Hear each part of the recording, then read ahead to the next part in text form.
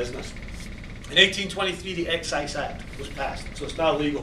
1824 was the first, George Smith, the founder, applied for and got the license to produce the first whiskey legally in Speyside.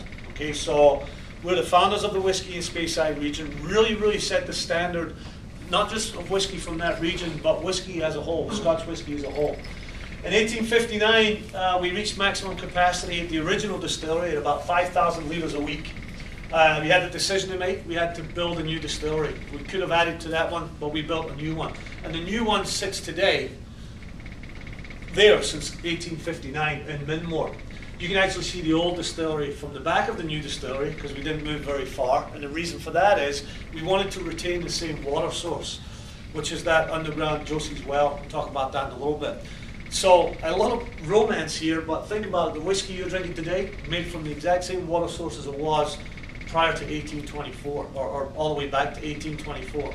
So that's a little bit of a romantic notion too. 1884, some of the other distilleries in the region, because Glenlivet as a region, actually attached the Glenlivet to their label. Macallan did it, and Glenfiddich did it.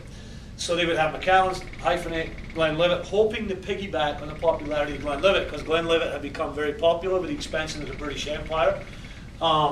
And in order to fight against that and not confuse consumers, we got the right to call our Glenlivet the Glenlivet. So that's very often why you hear it referred to as the Glenlivet. We're going to drink very soon, I promise, because I'm going to drink before you. I can tell you're getting dry. I'm going to drink before you. Should we all pass through fast full of our 18 little Irish?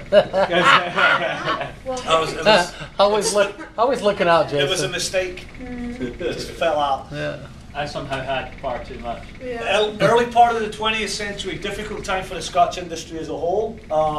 Tough economic times in the United Kingdom, and then the outbreak of World War I. That meant most distilleries were closed down, except Glenlivet. Glenlivet was one of two, I don't know what the other one was, but it was one of two that stayed open. Government commissioned them to produce alcohols for munitions and explosives. That's important because by the time the Dark Ages ended in the United States, 1933, Glenlivet actually had some well-matured whiskey ready to ship to the States, and we got a foothold in the marketplace then. So it was important for us from that point of view when the market in America finally opened up again, we were ready to go. A lot of the other distilleries were still playing catch-up with nice matured whiskey. Last year, we expanded the distillery again. We reached maximum capacity. It's 6 million litres a year, and we just increased our capacity to 10.5 million litres. We have 4 sets of stills at the distillery originally. Now we have 7 sets of stills. We added 3 sets of stills. Gives you an idea of the growth that's expected, not just in the United States, but globally. So keep drinking. It's coming. How many are in the set per set? What's that? How many are in